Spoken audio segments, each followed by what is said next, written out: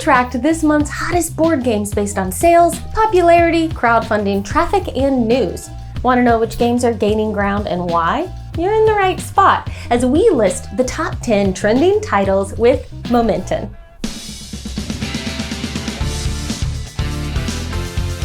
Hello, I'm Paula Deming, filling in for Chaz as we chart this month's most popular board games, starting with Sabika, where stately nobles not only contribute to the construction of towers, gardens, and palaces of the Alhambra, but also establish trade routes through Europe and the Maghreb. Sabika implements 3 interrelated rondels, each of which focuses on a different scenario: the construction of the monument, the carving of poems in its halls, and the export of goods along the trade routes. After Sabika was revealed in Europe during the Essenspiel Game Fair last month, discussion has been growing online, asking when the game will be coming to the States and other locations outside of Europe.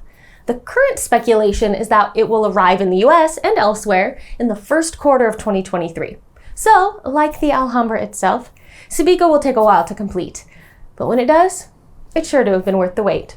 And for a game that's available now, look no further than the first sponsor that helped make this episode possible, Tidal Blade's Banner Festival from Lucky Duck Games in partnership with Druid City Games, a tournament where Navirans converge to trawl for the long-awaited Banner Festival. Now you can join them to compete and claim victory. In Tidal Blade's Banner Festival, competitors generate the most profits for their trading house by selling goods, playing the right card to unlock additional actions, and making bets at the watercraft race. With multi-use cards and a dynamic trick-taking system, opportunities abound in the floating market. But only the keenest trader will prevail. Will it be you? It might be if you follow the link in this video's description to find Tidal Blade's Banner Festival at stores and on the Lucky Duck Games website. Available now. Resurrected at number 9 this month is 2019's Cthulhu Death May Die, a game that challenges 1 to 5 investigators to once again cooperatively stop the coming of the eerie elder gods, this time permanently. To help accomplish their goal of sending these ancient evils to sleep with the fishes, the organization of insane investigators and their cohorts are back with a new standalone edition of the game titled Fear of the Unknown, which introduces new content, upgraded rules, and the challenges of 6 new episodes and 2 new Elder boxes, all of which bring new insanities and monsters. The crowdfunding campaign for the original version of the game raised over $2.4 million. That's a lot of money. The Kickstarter for its new Fear of the Unknown installment is hoping to scare up just as many backers, running through Wednesday, November 9th, with a planned ship date of December 2023. Soaring up the charts to perch at number 8 is the 3rd expansion for Wingspan, which features the vibrant, intriguing, and magnificent birds of Asia. This installment serves not only as a standalone game for 1 or 2 players, with a duet mode that can be used for 2, but also an expansion to the original Wingspan, allowing any bird or bonus cards from a previous Wingspan game to be combined with it, and an expansion that increases the player count up to 7 via its new flock mode. The Wingspan series has proven to be immensely popular, arguably crossing the barrier from modern hobby board games into more mainstream circulation like Catan and Ticket to Ride. With the success that Wingspan has enjoyed, it's no surprise at all to see its latest expansion spreading its wings with massive momentum. At number 7 this month, we strike Deal with the Devil, in which 4 sorry souls each assume a secret role of either a measly mortal, a conniving cultist, or even the devil. Each character has different goals. The devil will tempt mortals with goods for a piece of their soul, while the cultist's nature is to sell their soul easily, and only the game's accompanying app knows who is trading with whom. Every choice has a consequence, and each role has its own unique strategic approach to explore. Will you sell pieces of your soul for immediate rewards with future risk? Or will you carefully manage your resources until each other's true nature is revealed? Or will you sign everything away on the dotted line for a moderately successful career on YouTube? I've said too much, let's move on. Batting 1,000 in our 6th spot this month is Ottawa, an economic territory building game from Uwe Rosenberg, which requires players to balance the needs of the community and nature. This is accomplished through the process of building a small community near the Ottawa Range, creating housing for new families, and sharing newly gained knowledge on the negative effects of mining and the importance that the fruit bats have for the environment. This is all based on like a real situation. Players must acquire new land, manage their animals and resources, and make their community prosper. The player who best balances the needs of their community and the environment wins. Similar to Sabika, Ottawa's appearance at Essen has started many wondering when the game will arrive in other markets. The current estimate seems to be by late December, but current worldwide shipping and fulfillment challenges could certainly cause that date to change. Racing into 5th place is Heat, Pedal to the Metal, designed to deliver intense car races as drivers jockey for position to cross the finish line first, while managing their car's speed through hand management, if they don't want to overheat. Selecting the right car upgrades will help them hug the curves and keep their engine cool enough to maintain top speeds. But ultimately, each player's driving skills will be the key to victory. When describing the approach they took to designing this game, its designers, Asgeir Granerud and Daniel Peterson, I hope I've said your names correctly, said, "When we first started working on Heat, Pedal to the Metal in 2018, our motivation was to make a Formula One racing game that could reach a wide family audience, while remaining interesting to gamers.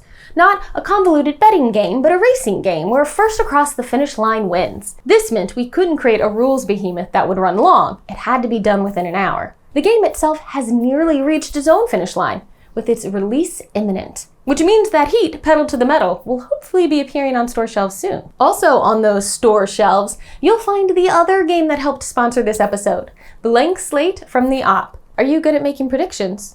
I knew you'd say that. Fill in the blank space in your game night with Blank Slate, a quick-to-learn game to play with friends and family. Each turn, draw a card with an incomplete phrase, then write the word you think best completes the phrase. Score points for each other player that came up with the same word that you did, or even more points if just one other player matches you. Blank Slate includes over 500 clues, markers, and dry erase boards for up to 8 players. It's available now wherever games are sold. So put in a good word on your next get-together with Blank Slate, the game where blank minds think alike. It's survival of the fittest on our countdown, and in the game in spot 4, The Wolves, a strategy game for 2 to 5 players who compete to build the largest, most dominant pack by claiming territory, recruiting lone wolves, and hunting prey. As players take actions to expand their pack's control of each region, they also upgrade their pack's attributes, allowing them to take more aggressive actions as the game goes on. So expansion is key. But players must be careful not to expand too recklessly into terrain where their rivals thrive, or they may lure away members of the pack. The Wolves is scheduled to reach stores this month. In the meantime, pre-orders are available, and the game's rulebook is also available to download from the publisher's website at pandasourcegames.com.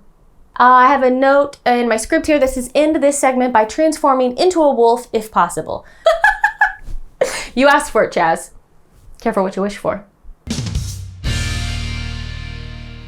Continuing to grind into players' minds is Turing Machine, a fascinating competitive deduction game that climbs its way into the 3rd spot from the top this month. Turing Machine features an analog protocomputer that works without electricity or any sort of technology, but may instead operate by magic, or out of pure spite for my lack of comprehension on how this game engine is able to do what it does. Regardless, through the use of perforated cards, players will question the machine in an effort to be the first to deduce one of more than 7 million possible secret codes, ranging from simple to mind-meltingly complex. Another problem that's been perplexing players is when Turing Machine will become available, which is a puzzle that appears to be solved by a recent announcement that the game is currently scheduled to reach retail on November 16th.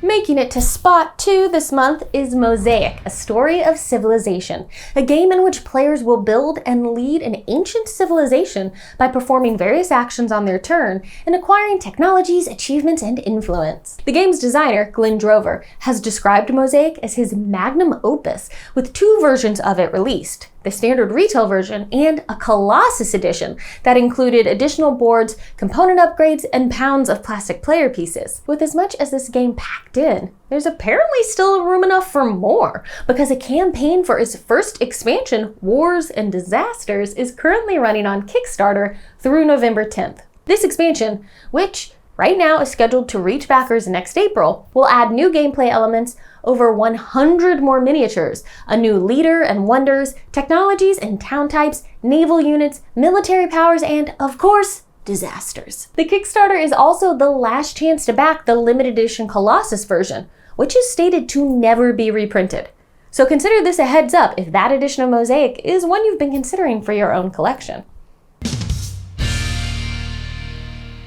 And this month's most compelling cardboard climber is the second edition of John Company, in which ambitious families attempt to use the British East India Company for personal gain. Over the course of the game, the company might grow into the most powerful and insidious corporation in the world, or collapse under the weight of its own ambition. Players will collectively guide the company by securing positions of power, attempting to steer its fate in ways that benefit their own interests. Ultimately, this game isn't about wealth. It's about reputation. Players also gain victory points by competing in the London season for prestige and securing fashionable properties. This second edition of the game is extensively revised and is not considered to be a reprint of the original version.